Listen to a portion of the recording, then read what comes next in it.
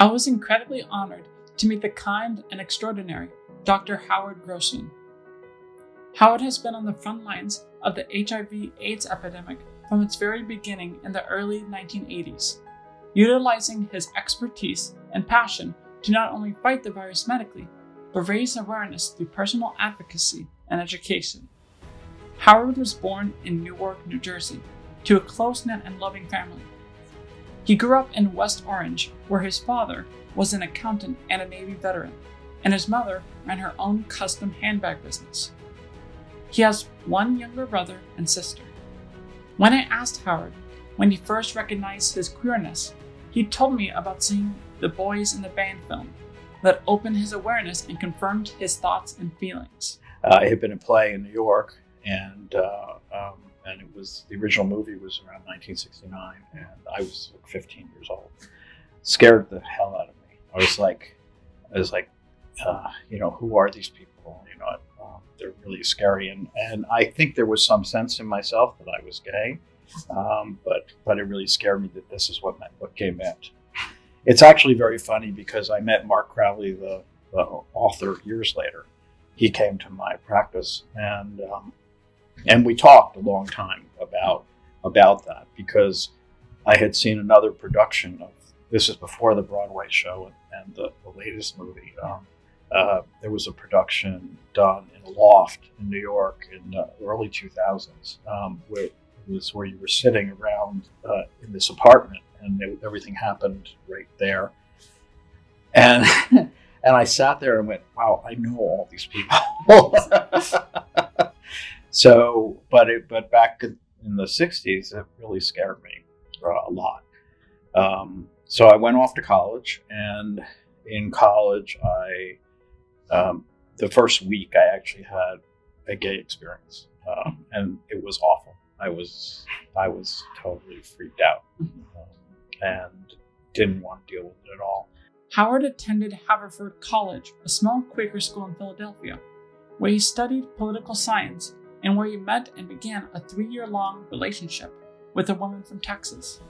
Determined to live a heteronormative life, Howard and his girlfriend began long-term planning for a shared life together. However, Howard met a new male student in his junior year, and both affirmed their sexuality in an honest and accepting way. In order to live an authentic life, Howard came out to his parents while home for Thanksgiving in 1975, and eventually to a cousin who would become important later in his career. Even during a period when affirming your sexuality was challenging, Howard made the important choice to involve his parents wholly in his truth. It was interesting because my mom cried, but she was okay. And my dad was like, well, this is a hard road you're walking down, but we love you, we'll support you. It's very funny because I kind of thought he might be the one to have trouble with it. My mother was sad, and it turned out she after I went back to school, in those days, the only mainstream book about homosexuality was Everything You Always Wanted to Know About Sex But Were Afraid to Ask, which was a horrendous book. And the section on homosexuality talked about how we, gay men, have sex in bathrooms, and they tap their foot under the stall, and they pass notes with the toilet paper. It was just this grotesque misrepresentation of gay life. And then she was worried, so she went to see a psychiatrist. Well, she went to see a guy named Irving Bieber, who was one of 2 of the most homophobic psychiatrists in the country. Totally anti-gay, all about conversion therapy. My mom went to Irving Bieber, and he basically scared the shit out of her, told her it was her fault, and that if she didn't get me into therapy quickly, it was going to be too late. I didn't know any of this. My parents never talked about this. My dad told me years later how depressed. She was incredibly depressed for several years because she was worried that I was going to have this horrible life. They knew one gay couple who, a hairdresser, lived next door to some friends of theirs. When she was growing up, my grandmother, I found out years later, my grandmother, one of her best friends, her son was gay, and he had to leave. He moved, I don't know where he moved to, but he moved totally away and never had any contact with his family because of the homophobia. So that was what my mom knew. And she was worried. But like I said, she never shared that with me for years. My dad, this is now 1983. Yeah, probably around 1983. My mom was at a conference somewhere in New Orleans, I think. And my dad and I went out to dinner in New York, and we were down in the West Village. And we were talking, and he went to NYU after the Second World War. And I said, so, what was it like down here then? I said, was Christopher Street gay? Christopher Street was the main gay street in those days in New York. I said, was Christopher Street gay? And he said, oh no, all the gay bars were on Greenwich Avenue, and that's where people went. I said, how do you know that? And he said, oh, my best friend in college was a lesbian, and we used to, in those days, everybody hung out in the same places, so we used to, mix men and women, so we used to go to the bars. I was like, and you didn't think this was important to tell me? He said, no, he said, I didn't have any problem with you, and I thought that was enough. That was my dad. He was a good guy, but, not really tied into emotions. While in his senior year at Haverford, Howard determined that he'd rather study medicine, and with the help of his family, he pivoted and began pre-med courses at Haverford and then at Columbia College in New York City. While there, he learned of a group of like-minded LGBTQ medical professionals at the Einstein College of Medicine at Columbia, which gave him an opportunity to connect with like-minded medical staff. After applying to Einstein College for medical school, he learned that he was rejected. A professor, gay himself, checked Howard's file and learned the interviewer had written "too well dressed," which at the time was code for "too gay." Howard applied to and was accepted to the SUNY Downstate College of Medicine in Brooklyn, where he received his medical degree. When I asked him what area of medicine he chose to study and why, he said he was always drawn to working with the LGBTQ community. Oh, when I was in medical school, one of the best pieces of advice I got was find the people you like and to work with, and that's what you should do. So, for example, I loved surgery, but I hated surgeons. I didn't like their attitude. They're like, jocks, especially the orthopedists. The orthopedics are failed jocks. But the people I really liked the best were the people in internal medicine. And so that was the way I went.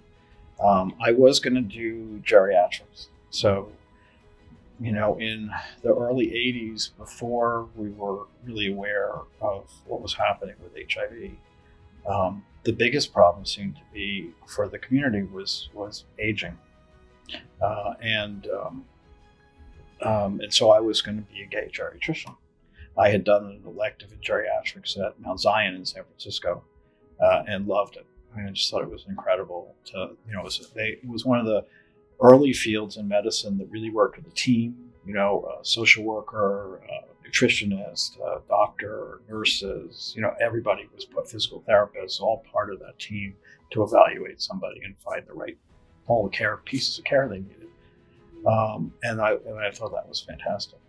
But then HIV hit, and so I felt that was really my responsibility to do some of that. You have to realize that the early part of the epidemic, most doctors didn't want to touch this at all. So it was the doctors who cared who went into it. So if you look at some of the most well-known people in the early days of HIV, they were dermatologists, oncologists, hematologists, primary care people, really from a variety of fields, not infectious disease people. The infectious disease people didn't want to touch this for the most part. It was clearly no money in it, and it was those people. Because in the early days, it was the 4 H's. It was homosexuals, hemophiliacs, Haitians, and heroin users. That was who got HIV. That's what people thought.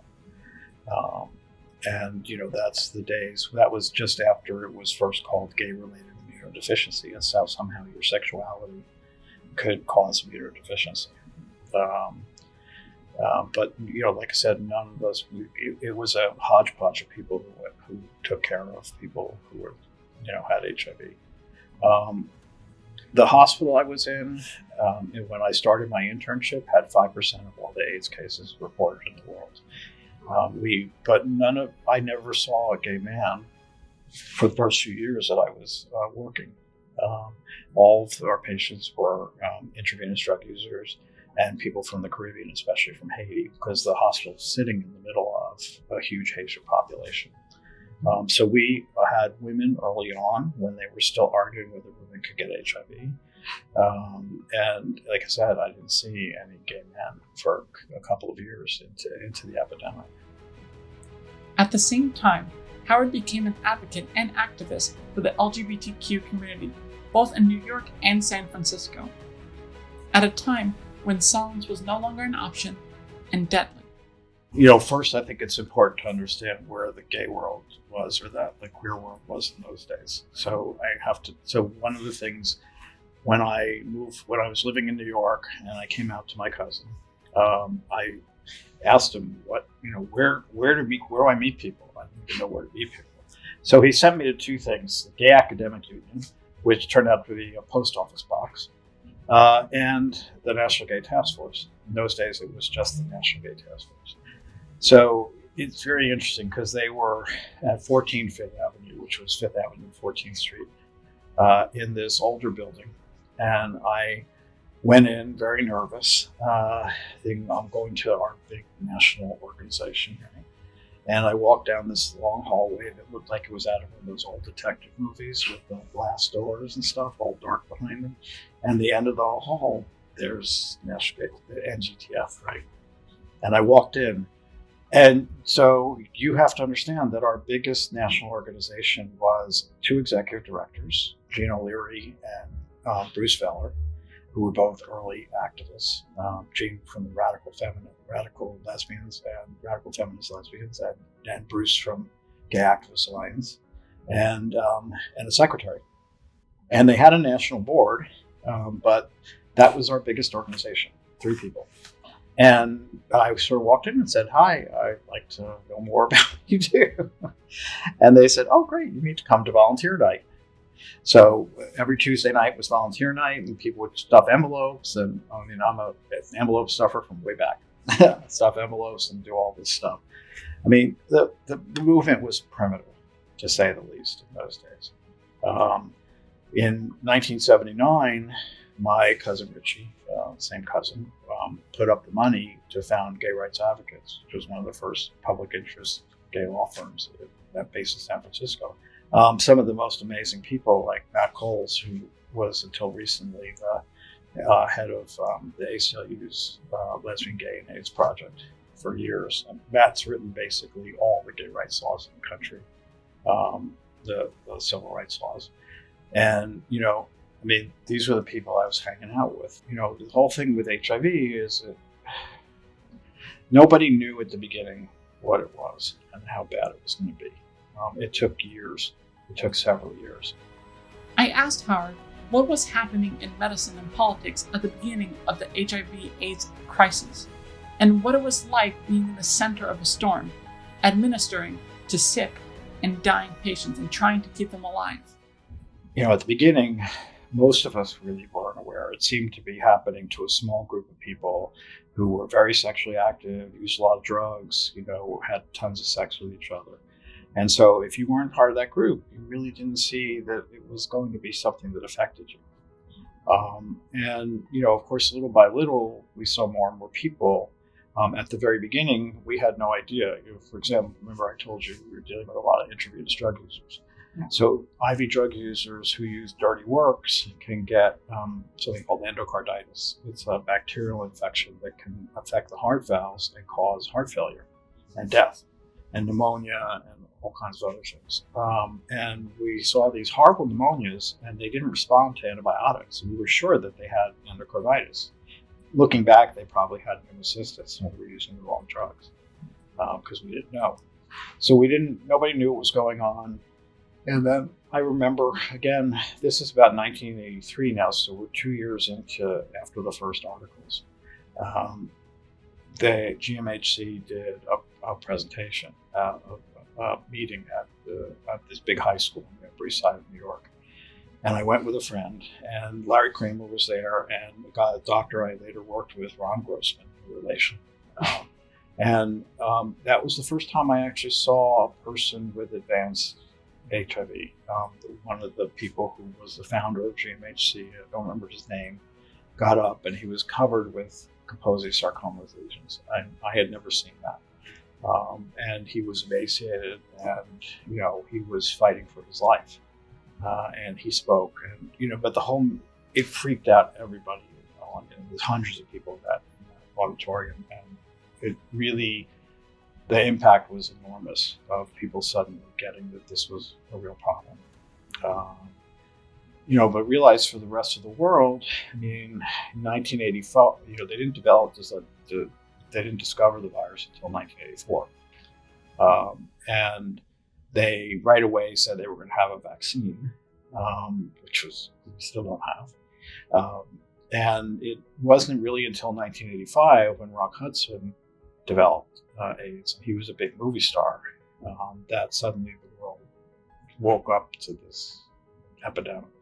But they still didn't really wake up to it. Learning about the confusion and fear from Howard only deepens my respect for medical professionals and activists who are in the trenches, doing everything in their power to administer help and raise awareness.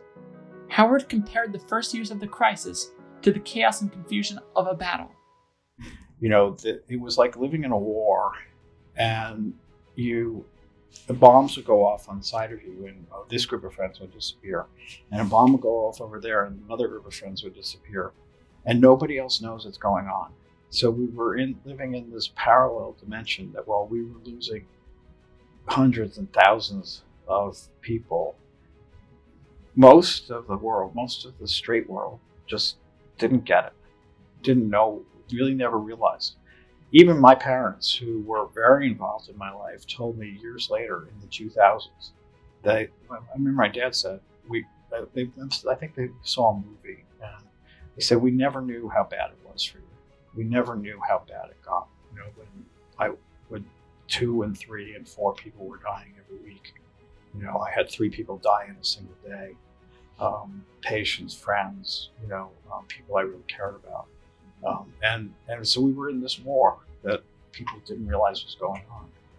Well, we realized that the HIV community was really quite small. So at a certain point probably in the late 80s, early 90s, there were probably 75 of us in the country that were taking care of 90% of the patients. And we saw each other all the time. Either meetings or the drug companies we would have all these advisory meetings. And so I was constantly traveling on the weekends. And I would see my friends from all around the country, these other doctors, more often than I saw my friends in New York. And so we would sit there at tables, and people would say, nobody knew what to do. I mean, we would say, I have this case, this person, I don't know what's going on, I'm not sure what to do with it. And everybody would chime in and say, why don't you try this? Why don't you try that? I heard about this drug, or I heard about this thing. And so you'd come back 2 weeks later and say, oh, well, he died. Or, oh, he's better. It worked. And that's how a lot of sort of knowledge about what to do with HIV developed, was just trial and error of the people in the field. You were really in the trenches, and you were working in the dark. Howard's cousin, Richard Roulard, was a strong presence in his life, and one of the first people he came out to. Richard was a role model in pushing the LGBTQ community to use their voices and create change both within our community and in our country. Sadly, Richard was also lost to HIV/AIDS. Richard was a really handsome guy. He was tall at a very young age, and he was always very elegant and sophisticated. And he was the first person I know who went to Italy, came back speaking Italian and drinking Campari and soda and all this stuff. And he was about 6 years older than me because of that age difference within the family. I always looked up to him. His name was Richard. Well, he was Richard Sauls in those days. He had a falling out, and he was adopted. He changed his name to his birth mother's name, which was Roulard. And Richie was later a columnist in LA, and then he was the editor of The Advocate during the whole outing thing. He died in the mid-90s of AIDS, HIV. I think what happened is that you got numb. Many of us got numb. We were just going from one death to another, one funeral to another. And you couldn't stop to absorb how bad it was because you had too much work to do. You were running from a funeral to an ACT UP meeting to, I was working until 10 o'clock at night, and then I'd go over to Vito's house and we'd watch movies together. And he would help me decompress. And that was what your life was. I think the whole community was in a bit of post-traumatic stress shock until the late 2000s. After years of administering to thousands of people with HIV/AIDS, Howard began seeing a shift in the late 1990s as treatments and medication reduced the burden for assisting those in need. Therapy that started to work started in 1996. So we went 15 years with therapy that really wasn't working. But it started in 1996. It was a year before we started to see a change, and then all of a sudden we went from having 20 people die in a year or 30 people die in a year in your practice to 10, and then 5, and then 3, and then 2, and then nobody died.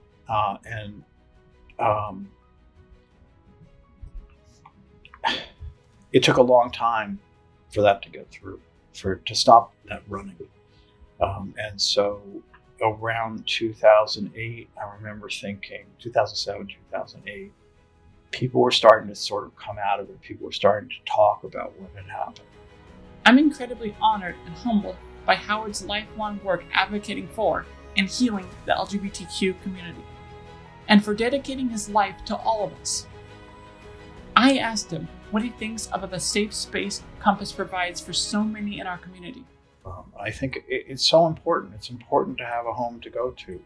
So much of our social life in our community ends up revolving around bars and sex, because that was the only place people had to go to meet. Having a place that doesn't involve alcohol, doesn't involve drugs, it doesn't involve sex even. And to be your real self is a wonderful thing, and that's how you really build community. Finally, I asked Howard what he thinks of my generation and what we should and could do to support one another. Well, you want to think that the fight's over, but all you have to do is look at Texas and look at look at Florida, look at some of these other places to know that this is something we're going to have to fight for forever. And I think in some ways, young people today don't realize how hard they need to fight. How it seems like gay marriage has been there forever. And that was the minimal thing, but civil rights, non-discrimination, since we are everywhere now and there's so many people out, it's hard to remember that this is new and hard won. When I would get depressed about some of this stuff, my mom would always say to me, just remember what it was like when you first came out and how different it was. When there was Anita Bryant, when Miami passed the first gay rights ordinance and she fought against it and it got overturned. But we're very vulnerable to the power of the right wing, and you have to always stay vigilant. I think you have an incredible generation. I think it's plugged in. When I watched the protests after George Floyd and saw this rainbow of people, and there were lots of queer people out there, and thought, finally people are getting it. Finally people are getting that, first of all, that it's not black people's responsibility to fight against racism. It's white people's responsibility to fight against their own racism, things like that. Realizing that people were finally getting that was remarkable. So I think you come from a really incredible generation. Thank you, Howard, for not only sharing your story with us, but for your decades of work advocating and healing the LGBTQ community, and for your dedicated work during the height of the HIV epidemic. In the middle of this project, you moved to Chicago, and while we miss you here in South Florida, I know you'll always be fighting for and healing the community with compassion, honesty, and positivity.